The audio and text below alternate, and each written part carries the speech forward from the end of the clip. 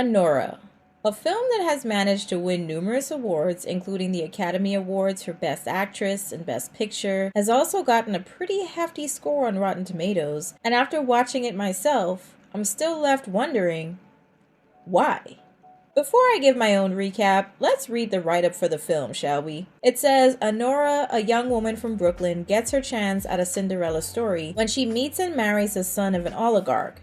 Once the news reaches Russia, her fairy tale is threatened as the parents set out for New York to get the marriage annulled. The cast includes Mikey Madison as Anora, but she prefers to be called Annie. She was also in that terrible Scream movie with Jenna Ortega, but we're not going to talk about that.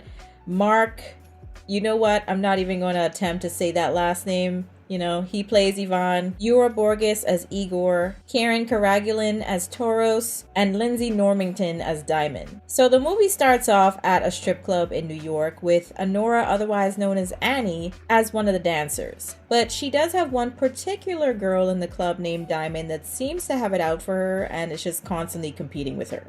Eventually, she gets introduced to a group of fairly young men. Among them is a 21-year-old Ivan, who's Russian, and sometimes, he goes by his middle name, Vanya. So that's just what we're going to call him for the rest of the movie, because that's what everyone else seems to call him. They don't really call him Ivan. So Annie can speak a little bit of Russian because of her grandma, but she doesn't really speak it often, so she's a little rusty. But Vanya finds it endearing. He thinks it's cute. So they meet up again at his house to basically sleep together. He pays her for her time, and he also invites her to a party he's planning at his house for New Year's Eve.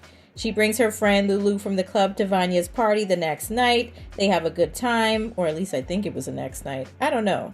My sense of timing in this movie was kind of dulled, so maybe it was another day. I don't know. I think it was a different day. So she brings her friend Lulu from the club to Vanya's party. They have a good time. Annie sleeps with Vanya again, and Vanya proposes that she be his girlfriend for a few days while he's in the US. So basically, she's kind of like, the fake girlfriend, just there for him to have fun with. So she finds out he comes from a very wealthy Russian family, the Zakharovs, but we never actually find out what exactly this family did to earn their money. At least, I don't think they did, but you guys could let me know in the comments if I'm wrong on that one. He offers to pay her for her time that they spend together. She agrees, of course, grabs her stuff from the house that she shares with her sister, and tells her boss at the club that she's gonna need a couple days off. But for what, she doesn't really say. She just says she needs a couple days off. She gets to Vanya's house, which is actually one of his parents' homes, unpacks all of her stuff, and they have a good time with Vanya's friends, taking drugs and whatnot, and then of course mixing it with alcohol, the perfect storm. Then one day they just randomly decide to pick up and take Vanya's private jet over to Vegas. They continue dabbling in various substances and booze, and Vanya is hardly ever really sober, to be honest, unless he's playing video games. He reveals to Annie that he has to go back to Russia in a few days to start working at his dad's company, but he randomly suggests that they just get married so that he didn't have to go back. Now Annie, after asking him if he was actually serious a few times, decides to get hitched to Vanya while they were in Vegas. They go back to Vanya's parents' place, and it didn't take long for Toros, who was hired to personally keep an eye on Vanya, keep him out of trouble. He finds out that Vanya and Annie had married and had even gone ring shopping. Annie decided to run to the club to tell everyone the good news and to quit her job because she was already thinking that she was going to be set for life. Toro sends two of his men, Igor and Garnik, to basically get more details about the situation. Vanya starts trying to act like he was the one in charge, but all he ever really did up until this point is act like a spoiled and unhinged rich kid with no sense of responsibility. While they manage to keep Annie from running, Vanya books it. Where he's going, no one really knows, but he leaves Annie behind, and she's supposed to be his wife. Crazy. So she's fighting Igor and Garnik. Eventually they have to tie her up to keep her from being a menace. Toros gets there, and then they begin their manhunt to find Vanya, and they eventually find him at the club that Annie worked at, wasted and about to get a dance from Annie's nemesis Diamond. Then they try to get the marriage annulled in New York, but they realize that they have to go all the way back to Vegas instead. And that's when Annie meets Vanya's parents, Nikolai and Galina Zakharov, who both aren't interested in even acknowledging her presence after she introduces herself. They get to Vegas to sign the paperwork for the annulment, and Annie is still trying to talk to Vanya to convince him to stay married, but this is when he pretty much loses it and basically tells her that the gig is up and they just need to sign the papers. So Annie signs the papers, she insults the family, puts her ring on the table, and throws the coat that Ivan bought her on his head. Igor stands up for her, saying that she at least deserves an apology, but of course that wasn't gonna happen.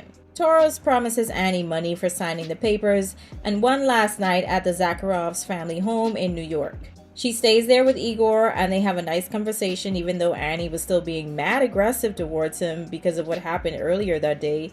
But I'm like, come on, he did stand up for you. Like, girl, why are you still acting crazy? Anyways, I'm getting off track. So they pack up the next morning. Igor gives her the money and drives her back to her house with her sister. He puts her luggage by the door and hands her the ring that she left behind, basically to give back to Vanya. And she decides to hop on top of him to maybe have sex with him as a thank you. But instead, he just tries to kiss her, and she didn't want that, so she tries to fight him instead. And then eventually she has an emotional breakdown, and he just does his best to comfort her. And that's pretty much the end of the story. That was your 6-time Oscar-winning film. Yeah. We made this movie for $6 million, shooting all on location in New York City with about 40 crew members. They're all back in New York. This is for you guys. Thank you so much. We made this movie independently. If you're trying to make independent films, please keep doing it. We need more. To all of the dreamers and the young filmmakers out there, tell the stories you want to tell. Tell the stories that move you. I promise you, you will never regret it. I honestly feel like talking about it really was almost a little bit of a waste of time, but who cares? I had some time today. I think the only thing I could really say about this whole film is that the actors clearly took their roles in the film very seriously. They were very dedicated to their parts. The New Yorkers out there could definitely tell me how Mikey did with the accent though, considering she's from California. Well, at least he brought the dances. But as strange as this film was, there was a part of me, but like a very minuscule, small part of me that enjoyed this film just because of the unhingedness of it all. But there wasn't really any deeper point to the story besides, you know, Anora's disappointment after thinking that she's finally had something going for herself, being the wife of some rich 20-something-year-old. He turns out to be immature as hell and makes dumb, hasty decisions. I don't think she actually loved him or anything. It was just kind of an opportunity for her to get a major leg up in the financial department, and that just kind of left as fast as it came. So I think if the writers had approached the story with a little bit more seriousness, they could have definitely come up with something actually pretty good and worth watching. I only really watched it because I made a list of the Oscar-nominated films from this year, and I kind of wanted to take it off my list. I just want to go back and compare all the films outside of Wicked, of course, because I really like that one. But outside of that, the other films I've seen so far have been very brain numbing. But I'll be making another video talking about them, so you'll know which ones I'm talking about. But overall, I felt like this film had potential, but they went absolutely nowhere with it. But as always, you can let me know your thoughts in the comments. I'll catch y'all in the next video.